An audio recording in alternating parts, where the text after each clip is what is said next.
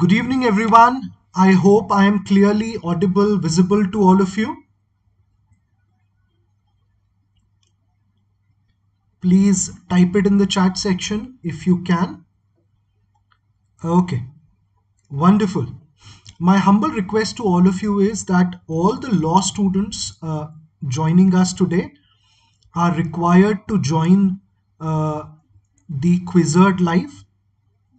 So please put a message in your respective groups and ask the students to join ASAP. Okay. Now, to all the students who wish to join the quiz, you have to go to menti.com. You can go to the app, or you could go to the Menti website, and you have to put the code 82773736 to join the quiz. Okay. If you wish to join the quiz, please go to menti.com and put the code 82773736, and you can join the live Quizzard, where I'll be asking you 20 questions, and of course as we always do, we'll discuss news which surrounds that particular question, and any person who wins this quiz today will be given 1000 rupee Amazon voucher. Okay, so I hope all of you will be joining ASAP. Please ask your friends to join on the quiz ASAP, so that we can start with this edition of Quizzard. To all the students who are joining this for the first time, my name is Mandar and I'm the Chief Mentor for IMS Get Set Law, and I host Quizzard every Sunday at 6:45 p.m. for all of you, with exciting prizes every time. Okay, so please ask your friends, please ask your fellow batchmates to join the quiz so that we can start ASAP.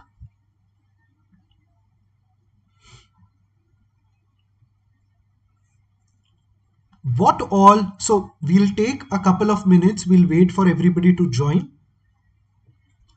But till then, what all news did you come across in current affairs from India and across the world?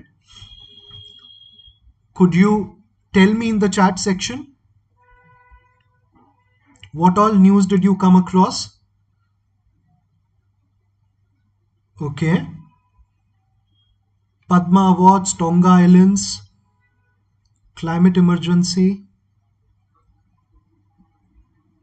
Ukraine crisis, Air India, very good. Neocov, which is again a new kind of virus which has been predicted by the Chinese scientists. NTPC exam, East Africa. Okay, so I'm very happy कि every time when I ask you for these different topics, you know most of the topics which are important. Now, again, I am to all the students who wish to join the quiz, go to menti.com and put the code 82773736. It's written at the top of the screen. Okay, 82773736 is the Menti code. Please encourage your friends to join it ASAP so that we can start the quiz as soon as possible. If in case the screen is blurry, please reduce the resolution of the screen. Okay, it's blurry because you are looking at very high resolution as per your internet connection, and that's why it's blurry. Okay, please reduce it and everything will be clearer to you on the screen. Okay, now without wasting any more time, if all of you are ready, should we begin with the quiz? Type a yes in the chat section so that I can begin. Awesome. Chalo. So we'll begin with the quiz now. We'll have 20 questions, and for every question you will be getting 15 seconds to answer. As you know, the quicker you answer, the more points you will get. So don't waste time all, especially the Googlers who Google answers, don't do it because you won't be getting the points. Okay, so keep that in mind, and I hope all of you have prepared yourself well. I hope somebody new wins the prize this time, right? Because there have been some frequent winners. So I'm hoping that uh, that somebody new wins this time, right? And the winner for today's Quizzard will be eligible to get 1000 rupee Amazon voucher, as I've promised you in every quiz. Okay, so let's begin with the first question. To the students who have still not joined the quiz, please go to menti.com, put the code and join it ASAP. Okay, okay, let's go to the first question for the day.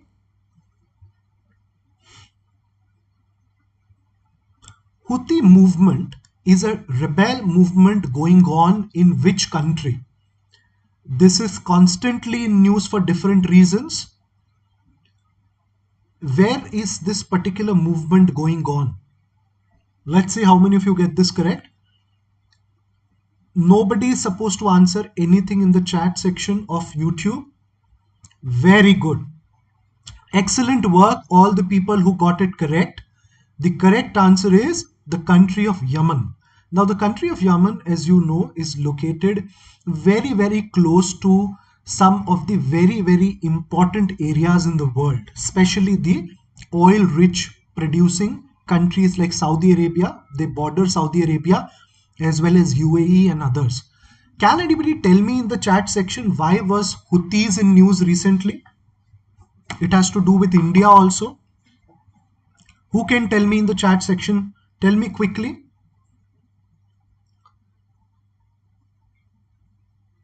Good. Very good. Tanya is correct. Ira is also correct. And to all these students who are talking about the drone strike in UAE, that is what I'm talking about, in which 2 Indian civilians also died. Okay. So Houthis are basically it's a tribe in Yemen. They are predominantly located in Yemen. Some of them are also located in Saudi Arabia, and this entire movement, okay, it started. It's a Shia movement which started in Yemen way back in the 1990s. Now, what is happening in Yemen right now goes back to 2011. Now, 2011 was a significant period when it comes to the entire Arab region. Can anybody tell me why am I talking about 2011? Can anybody uh, uh, talk about what happened in 2011? Excellent. Now, I'm not sure who is Projects Channel BVB. Shaurya, Ananya, all of you are correct. We are talking about the Arab Spring. Okay. Now, Arab Spring was the result of a lot of movements which went on in a lot of countries. One of such country was also Yemen. That was one country where Ali Abdullah Saleh was the president of that country, and to remain in power, he made a deal with the Houthis in 2014, and subsequently, the destiny of Ali Abdullah Saleh was that he was assassinated, he was killed by the Houthis themselves. And since then, there has been an infighting between the Houthis and the Sunni rulers of Yemen. They, in particular, if you look at the northern part of Yemen, the city of Sada, that is where this particular Houthi movement is located. Now, you must be thinking, sir, what is the whole point of attacking Saudi Arabia or UAE? Because UAE is not the only country which is being attacked. In fact, the entire war which is going on in Yemen was initially started by the Saudi Arabia, right? So the answer to that is that Saudi Arabia and a lot of other countries have been supporting the rulers, the Sunni rulers in Yemen, which are against the Houthi movement in Yemen. If you look at the Houthis themselves, they are supported by a lot of countries in the world. And these are the usual suspects, if I must say, right? कौन सी countries hai? Iran, which backs Houthis a lot. In fact, Hezbollah is also very active in Yemen, which is kind of a banned organization from which is supported by Iran, right? and a lot of other players like the Russians, even the Chinese in some way, and many others, they support the Houthi movement, and that is what Saudi Arabia is against. So a lot of things are going on, right? And Houthis are in news constantly over a period of time. So that is again something that you should check it out, read a little bit more about it. Very, very interesting. Okay. At one point of time, Saudi Arabia made Pakistan also join it. Pakistan is refused to join the war in Yemen, and that led to a lot of things between the Pakistanis and the Yemenis also. Okay. Very good. All the people who answered Yemen and all the people who are answering in the chat section, I'm very, very happy that you are genuinely reading things and you know stuff. Very good. Coming to the second question. Whose hologram statue was unveiled by the Prime Minister at the India Gate? So if you look at the picture carefully, right below the India Gate, you will see that small umbrella-like structure, right? That is where this new hologram statue of a very famous Indian freedom fighter has been unveiled. I was expecting most of you to get this correct, and I'm happy most of you got this correct, because in the last Quizzard, I had talked about this particular hologram statue of Netaji. Now, our last Quizzard was on his birth anniversary, and that was exactly the day when this hologram statue was unveiled by Subhash Chandra Bose. Now, we must know about this particular freedom fighter. He is well known, but what has been his contribution to the Indian freedom struggle? What all initiatives he took as part of the Indian freedom struggle? Whether it was a book that he wrote. Can anybody tell me the name of the book which Netaji wrote? Any idea? Azad Hind Fauj was not the name of the book. INA was also the, of course. I'm talking about the name of the book which Netaji wrote. Any idea? Indian struggle, okay, which highlights the struggle between the 1920s up to the 1940s. That was the book that was written by Netaji Subhash Chandra Bose. Netaji Subhash Chandra Bose was born in the city of Cuttack in Odisha, where I also studied for 5 years in NLU Cuttack, right? He was born there, was joined the freedom struggle at an earlier age, and then of course what he did as part of INA is very well known. The Jai Hind that we say, right, all the time, that was the slogan also given by Netaji Subhash Chandra Bose, right? His very famous slogan, which many of you would remember, which was "Tum mujhe khoon do, main tumhe azadi dunga." You give me blood, I will give you freedom. So all of these things that Netaji have spoken about, his slogans, his book, his background, is something we should know about, because in a question, if I give you a question on Netaji in CLAD, I can ask you questions like these. Okay, so please read about him, about his history and other things. A question can be asked. Okay, so very good, all the students who got it correct, and I think this is one of the very few questions where so many of you have got it correct. Okay, so excellent work. Coming to question number 3. Which company has announced a $1 billion investment in Bharti Airtel? Now, our telecom sector, if you look at it, is kind of in shambles, right? Because there is one company, which is Jio, which is doing incredibly well in every field. But if you look at all the other companies, they are doing incredibly bad. So Bharti Airtel, Vodafone, BSNL, MTNL, and all the other companies that you can think of, more or less are doing incredibly bad. One reason why private companies are doing really bad was the AGR dues, which many of you would have heard about, that these companies were asked to pay those AGR dues. Vodafone Vodafone unfortunately was not able to pay it, and government has bought equity in Vodafone in exchange of the AGR dues. So that has also happened. Now the company which has invested, which most of you got it correct, is Google, which has invested in Bharti Airtel. Now this is much needed at a time when one company in India, which is Jio, is growing exponentially and others are going seriously down, right? Now we will see more investment in many other companies, according to me, because when there is only one company which is doing incredibly well, the scope of others also doing well at the same time it grows when you infuse a lot of capital into it. So Google has infused that $1 billion. I'm hopeful that in the recent, like in the years to come, many more companies will come into India and will invest in Vodafone as well as Airtel. Okay, so let's see. Coming to question number 4.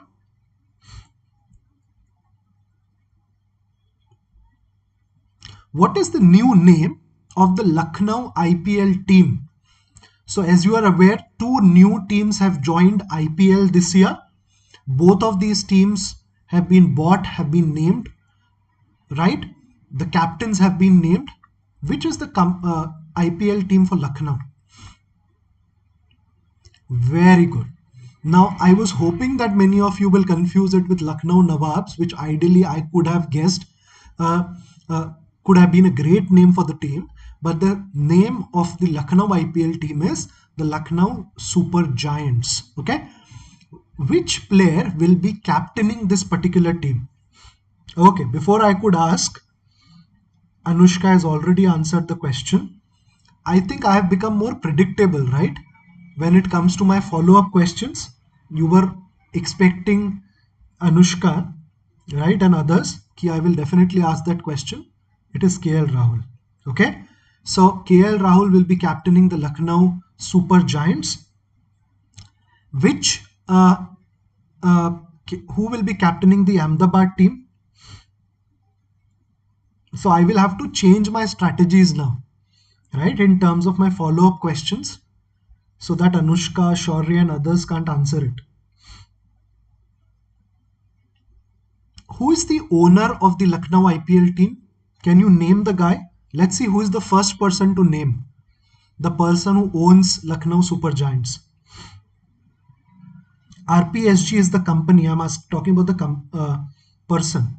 Shubh is correct, right? RP Goenka. Okay, it's the RP Goenka group. Sanjeev Goenka is the person. Very good. Okay. Good job to all the students who got it correct. So remember about this also. Let's go to the next question. Question number 5.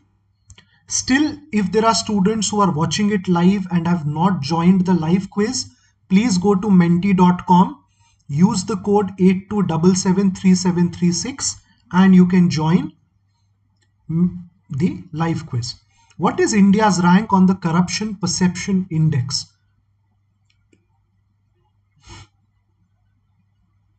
Very good.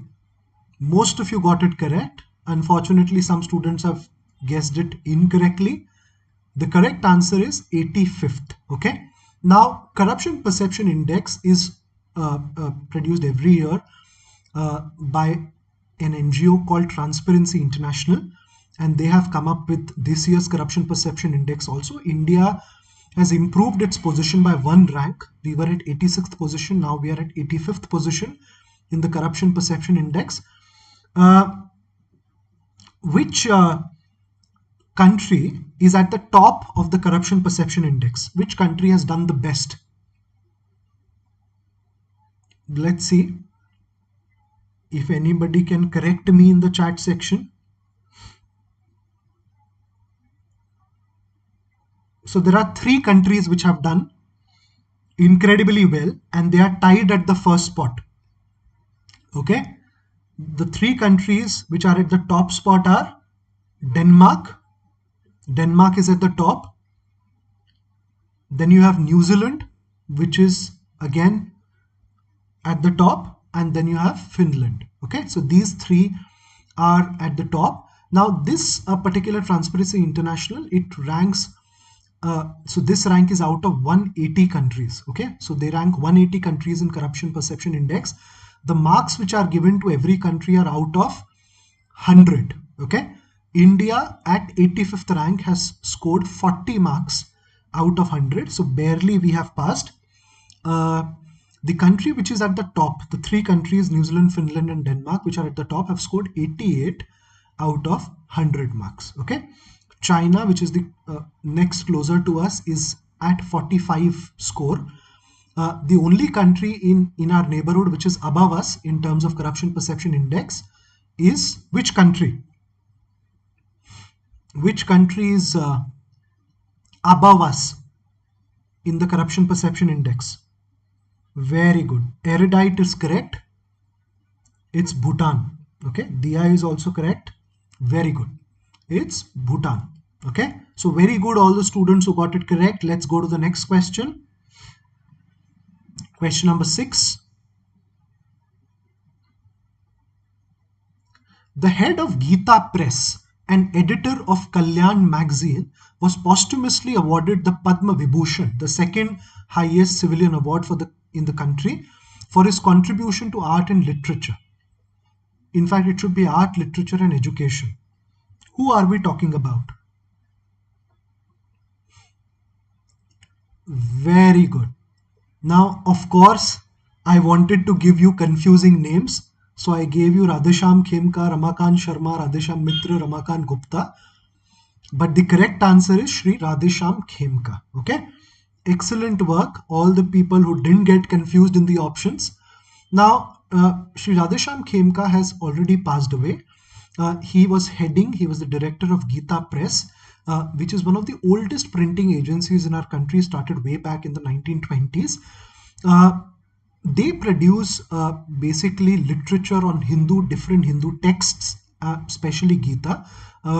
They have produced 80 different versions of Gita, and they are known for it all across the world. This Kalyan magazine also started in the 1920s, and Mr. Radhesham Khemka, late Radhesham Khemka, was the head of this magazine. Now, considering that it's Padma Vibhushan, we should know all the Padma Vibhushan awardees. 4 people have got Padma Vibhushan this year. Let's see who's the first person to answer it in the chat section.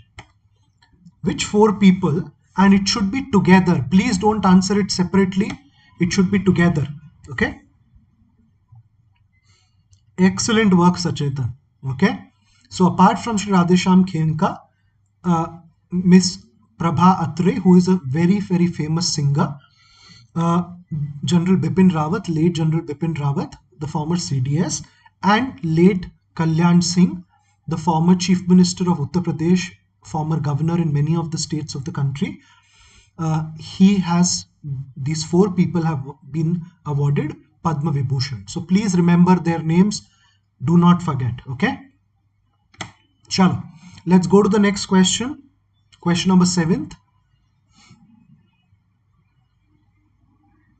The Amar Jawan Jyoti was erected to honor Indian soldiers who martyred during which war?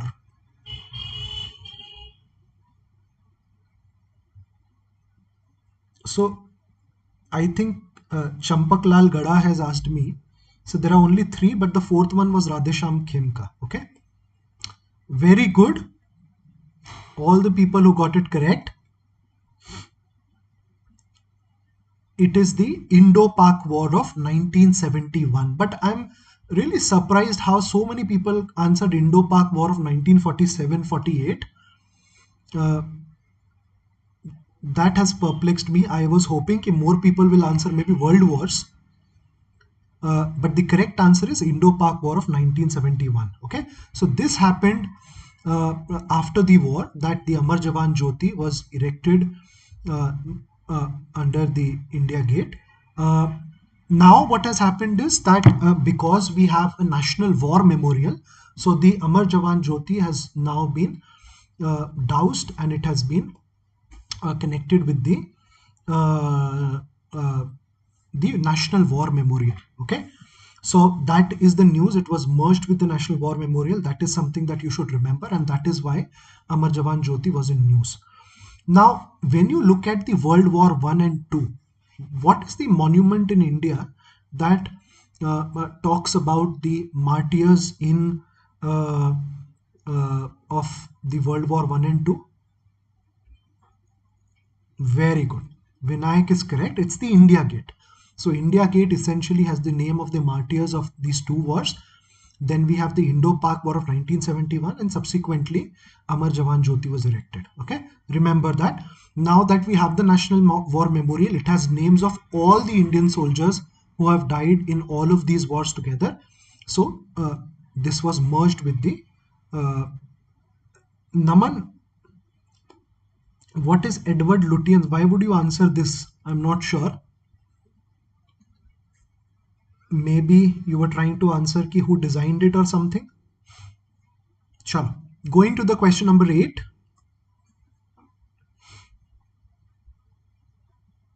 Which country declared a 90-day environmental emergency in damaged coastal territories after an oil spill that saw 6,000 barrels of crude oil uh, uh, spread all across the sea? Now, the latest news is that the 6,000 barrel has gone up to 12,000 barrel. Okay. Which country are we talking about? Very good. We are talking about the country of Peru.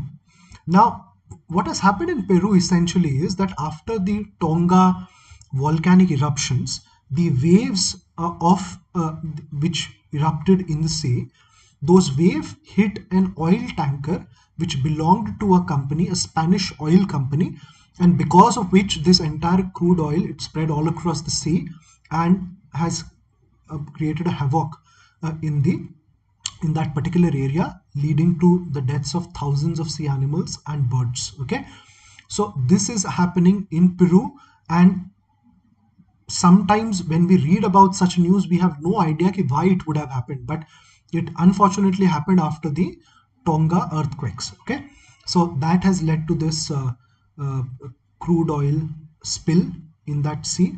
Remember it. Okay, coming to the next question, and yes, sure is correct. We are talking about the company of Repsol, which is a Spanish oil company. Okay, coming to question number 9th.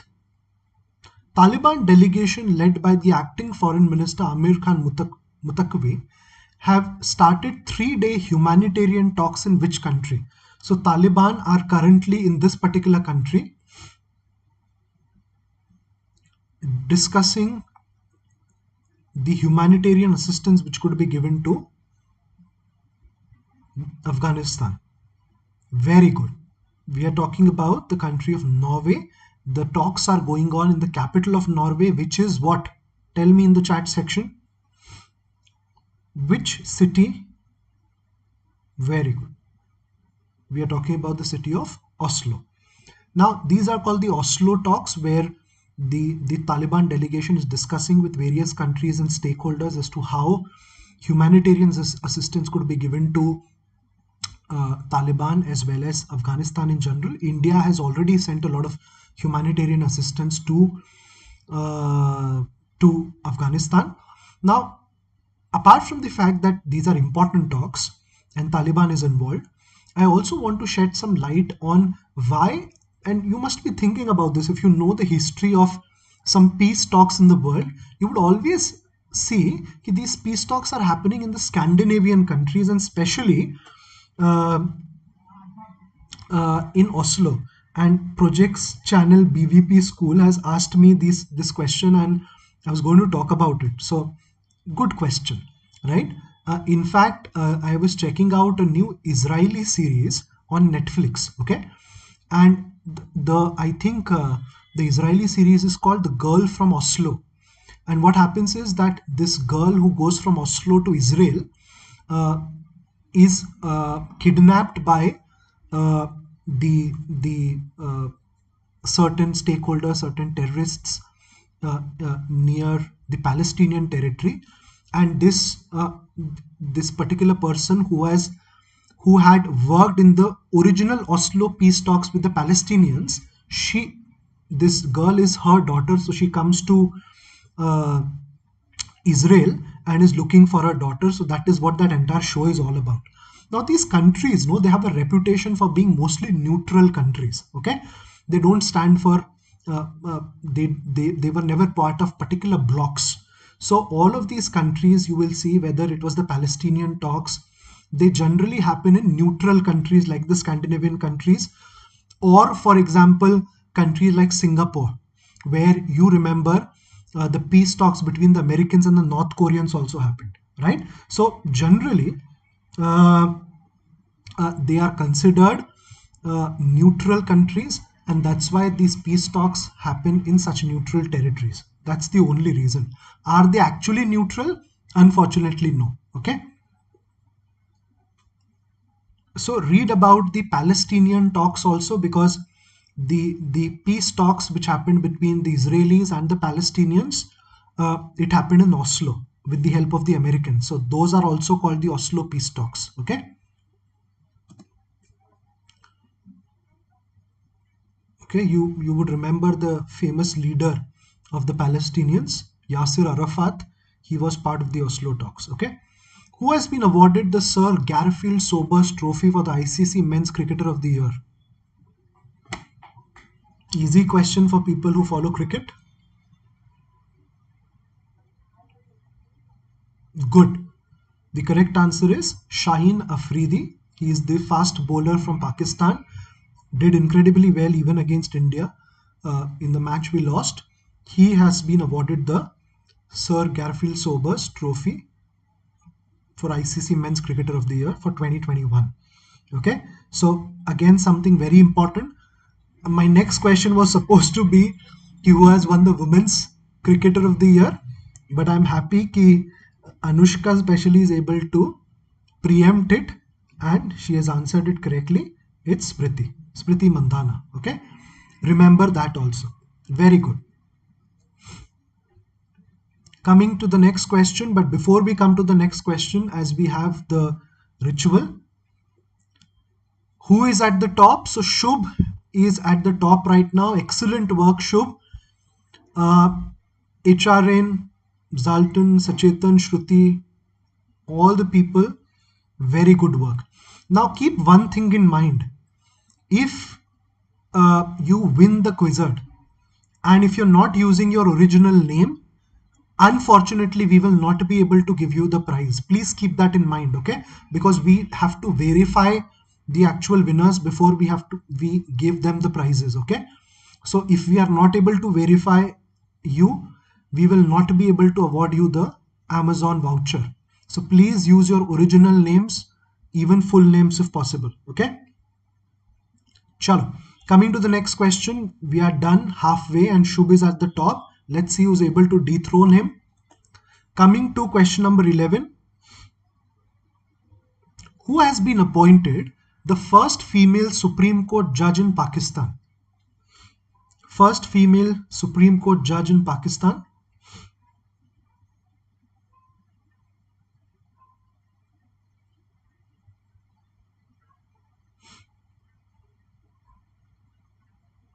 Very good. Most of you got this correct. We are talking about Justice Aisha Malik. Okay. Now it is a saying. Okay, it's a very funny saying in India that what happens in Pakistan is our internal affairs. Okay, so that's why I thought I'll give you this question about the Pakistani Supreme Court also. Now, when you look at Aisha Malik, okay, so Justice Aisha Malik uh, was a judge in the Lahore High Court, and then she has been elevated to the Supreme Court. Unfortunately, she is one of the elites in Pakistan. Her primary education, earlier education, has happened in the West, in Switzerland, and in UK and other countries. Then she studied in the prestigious Karachi Grammar School. She did her law schooling from Karachi, and then subsequently she did her LLM from Harvard. And then she joined the chambers of a very famous lawyer there. Subsequently, she became the Lahore High Court judge in 2012, I believe, and then after 10 years, she has been elevated as the first female Supreme Court judge in Pakistan. So remember her name also. If at all a question comes somewhere, you should be able to answer it. Okay. Coming to the next question, question number 12.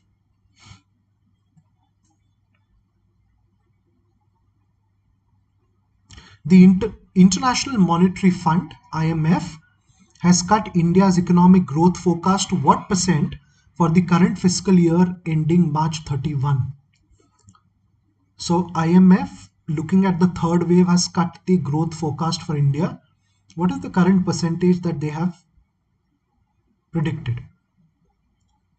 Okay, so there was a confusion between the options. The correct answer is 9%. So earlier they had predicted that India will grow at 9.4%. Now it is expected due to the third wave that India will grow at 9%. Now I have certain questions which are related to economy. First, it was the last global economic forecast by the chief economist at IMF, who will now become the deputy director at IMF. Who am I talking about? Who am I talking about? The person who's going to be the deputy director? Very good. I am talking about Miss Geeta Gopinath. Okay. Please remember her name. That is one thing. In her place, an American economist has been appointed as the chief economist at IMF. Who am I talking about? Who has been appointed as the chief economist at IMF?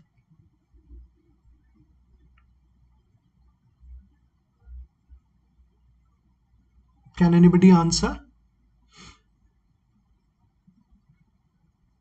And the third question which you can answer along with it is that India has appointed its chief economist, okay, recently. Who are we talking about? So Vinayak is correct. We are talking about Oliver Pierre. Parth is correct. Excellent work, Parth. The correct answer is Anant Nageshwaram. Okay. So remember all the three people that I've talked about: Geeta Gopinath, Oliver Pierre, and Mr. Anant Nageshwaram. Okay. Three important people. Coming to the next question, question number 13.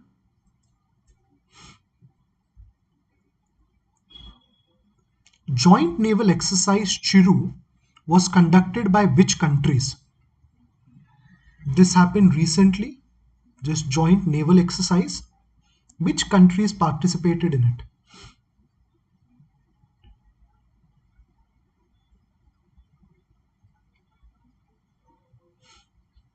Okay, I'm surprised in this one because I was hoping here you will guess something related to India, and that's why I gave India, Russia and China option also, but the correct answer is Russia, China and Iran.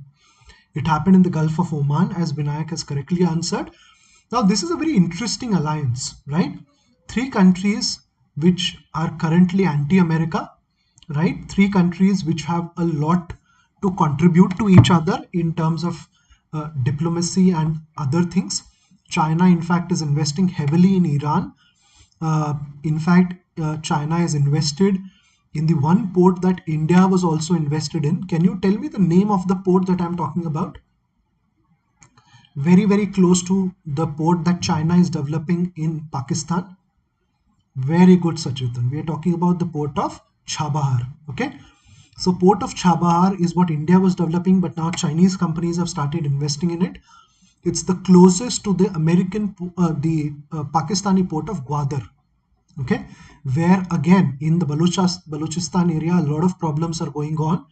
In fact, in the last 3 days, around 15 to 20 soldiers of the Pakistan army have been martyred. Okay, so that's also going on. It's all part of the geopolitics, and the game is being played out there. But remember this also. Okay. Coming to the question number 14. Sedition is defined under which section of IPC? Which section of IPC talks about sedition?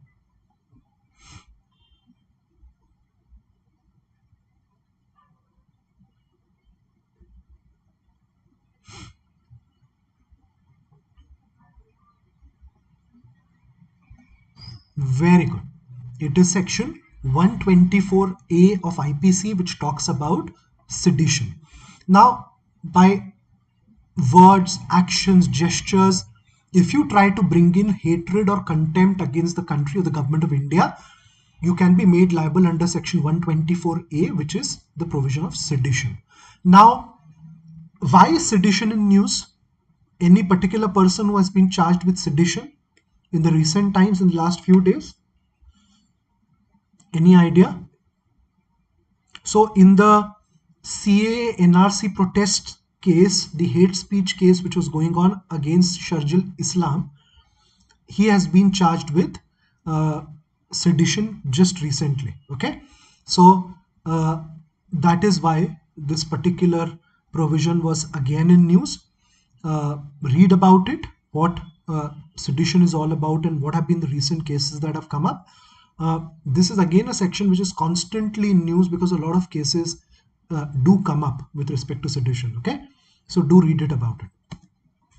Coming to the next question, question number 15.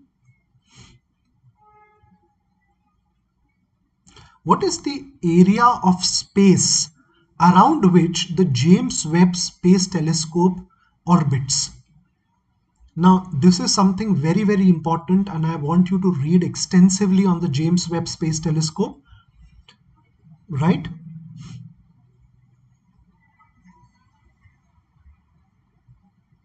Very good.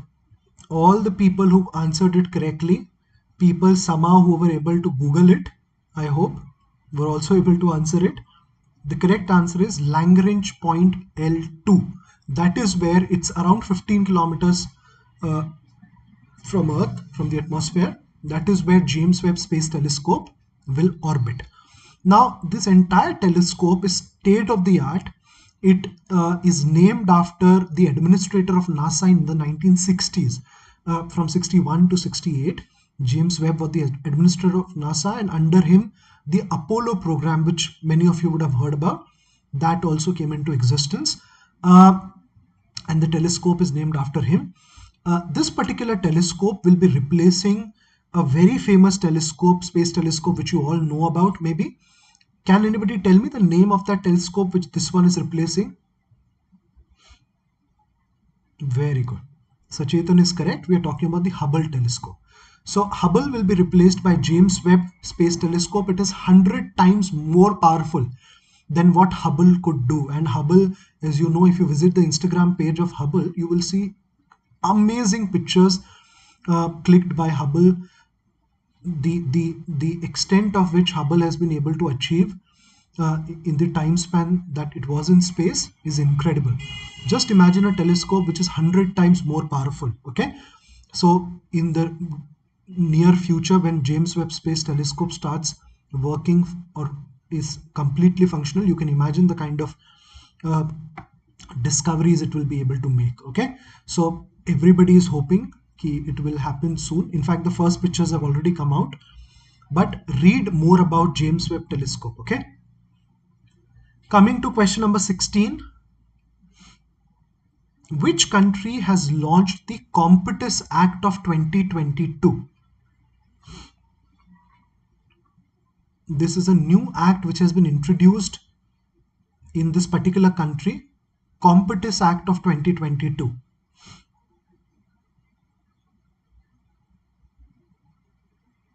Very good. We are talking about USA. Now, this Competence Act, again, there is a huge full form to it, which I want you to research on so that you do get to read. If I tell you everything, then again it will be like, what's there to left? What's there to read, right? So read about what is the full form of the Competence Act of 2022. Now, this has been introduced in the House of Representatives in US, and in a way, it's a very, very important act for the Indians also, because it opens up the American economy and sectors, different sectors, for highly skilled workers from across the world, especially highly skilled workers from India. Now, the aim of this particular act, which is also called the China Competitiveness Act, is to make America self-sufficient in many aspects, especially solar power, production of superconductors, which is an area where China has the monopoly, and China holds a lot of countries to ransom when it has to get something done. because of the superconductors and semiconductors. Okay, so their aim is to make America self-sufficient. They will be pumping in around $50 billion in this particular industry. There is a new category of green card which will come up, which will be meant for entrepreneurs. So people from outside can come in, they can get these green cards and can permanently invest in American companies, a move which is essentially seen to benefit a lot of Indians who go there. Okay, so that is something which is very, very important. A new kind of startup ecosystem is also being created in America, where companies and individuals from outside and can come into US and can invest in technologies in the US. So again, something very, very important. Read about it and read specially the full form of this particular Competence Act. Okay. Coming to the last 3-4 questions.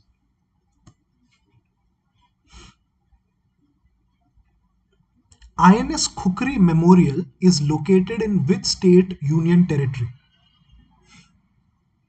Where is the INS Khukri Memorial is located?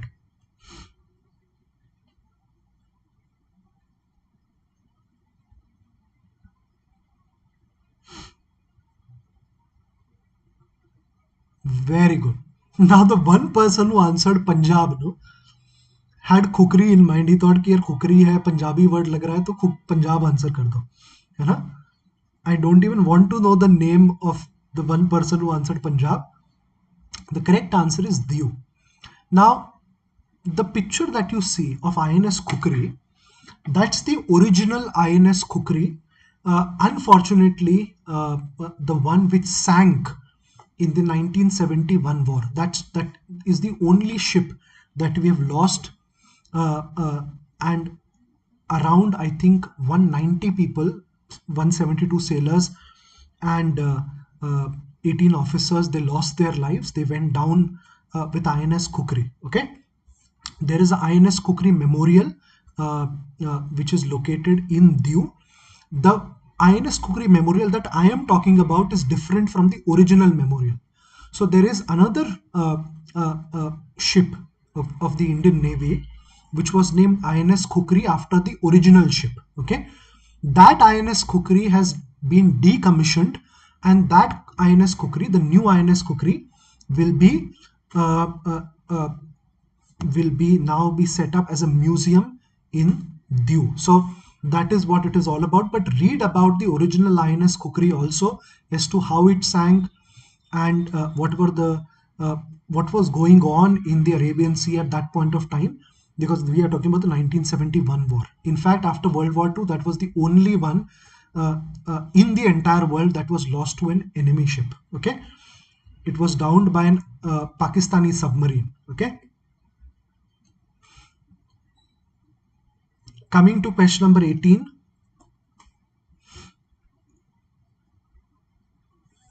Nagaland was carved out from which state with which it shares a 512-kilometer long border? Which state are we talking about here? Let's see how many of you get this correct.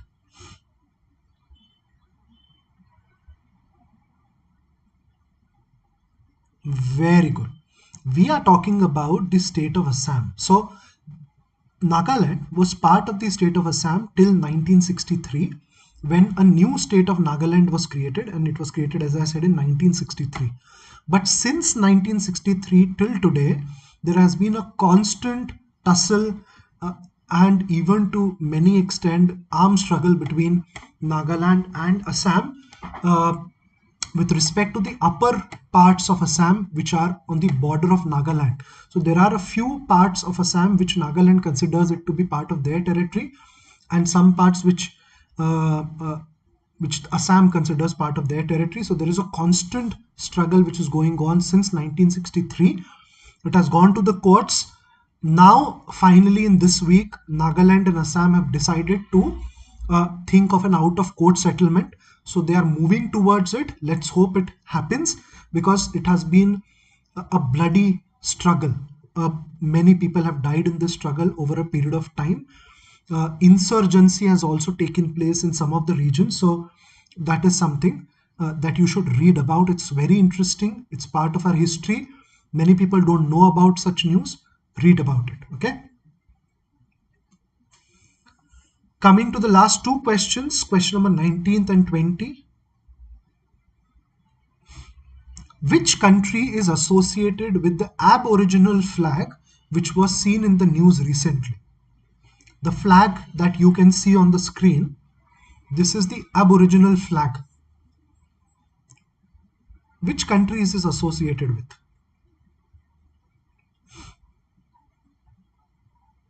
Very good. Now, of course, people have answered other answers, but this flag is in particular related to Australia. Now, Aboriginals are the original settlers in Australia, okay? And they do not recognize or respect the current Australian flag. So in the 1970s, a new flag was created by a person in Australia, and he created this particular flag, which is called the Aboriginal flag. You will figure out the name of that particular person who created this in 1971-72. Okay. Now, this particular flag, because that person had the copyright over it, Aboriginals all across the world, and especially in Australia, couldn't use it to represent their identity. This flag represented their identity, but they couldn't use it freely. So what the Australians did, and Devashri and Tanya are correct, Harold Thomas, he created the flag in the 1970s. Australians have now bought the copyright from Harold Thomas for something like $14 million or something. And they have opened this Aboriginal flag for everybody. Okay, now anybody can use this flag without any threat of violation of any copyright, and they did it on 25th of January. Now, Aboriginals and the Australian settlers which came in the 1700s, predominantly criminals who were brought from the UK to the island of Australia, they first came to Australia on 26th of January. So their national day, like our, for example, Republic Day, is also on 26th of January every year. And that is the year when the settlers from outside, as I said, mostly criminals from UK, they were brought to Australia. Okay. And this was done on 25th of January. Many people see it as a symbolic gesture, but again, a lot of tussle is going on in Australia also, but interesting thing which sometimes we don't know. Okay, so read about it. Question number 20, last question for the day. Let's hope that most of you are able to get it correct. Spices Board is a regulatory and export promotion agency under which ministry of the Government of India? Spices Board. Let's see if how many of you get this correct. Don't Google it. Okay, so people did Google it. Ministry of Commerce and Industry. Okay, it can be an educated guess also. So very good work, all the people who got it correct. Why do you think I asked you a random question on the Spices Board? Is there any particular reason why this is in news? The Spice Board? Any idea? Any guesses? Googlers? Very good. Palak has answered Spice Jet. I'm not sure why Palak has answered that. Shruti and Devashri are correct. We are talking about the Spice Exchange, which has been launched by the Spice Board, which is under Ministry of Commerce and Industry. Now, this Spice Exchange will work majorly towards exporting spices from India to all the countries all across the world. Now, the importers can directly go to the Spice Exchange and they can buy spices and they can explore spices. They can make new deals with new companies who are coming into this particular market. So this is something which has happened just a few days back. Okay, so read about Spice Exchange. It's very, very important, and I hope that all the questions that we did today, you were able to remember them. Okay, so any guesses who has won today's Quizzard?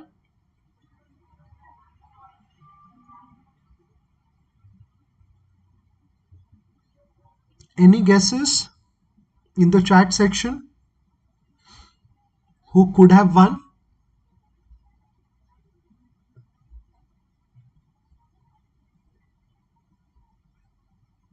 Sachetan is one guess. Shubh was at the top after 10 questions, right? Let's see who wins today's Quizzard.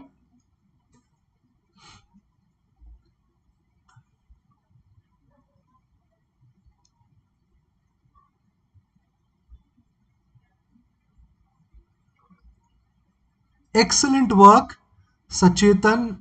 Very good. Congratulations for winning the quiz today. And to all the students, Shlaka, and somehow there is one person, Tiger Baby, Arya, Bhumika, and all the students who participated in the quiz and did well. Congratulations to everybody. Incredible work. Okay, the kind of knowledge you all possess and the way you are able to answer these questions as well as my follow-up questions, very, very good. I'm really happy with your performance. Although at the same time, I'm also sad to tell you about a new rule that I'm introducing, that anybody who has won the Quizzard 2 times at least will not be eligible to win these prizes in future. Okay, I might change this rule in the near future, but I want more people to win this quiz. Okay, so congratulations, Sachetan. Very good work, and I hope that this attempt that we do on Sunday to interact with you and to host this quiz, you do enjoy this Quizzard, right? Are you able to actively participate? Do you enjoy participating in Quizzard? Because I think this is something that I would love to know from you.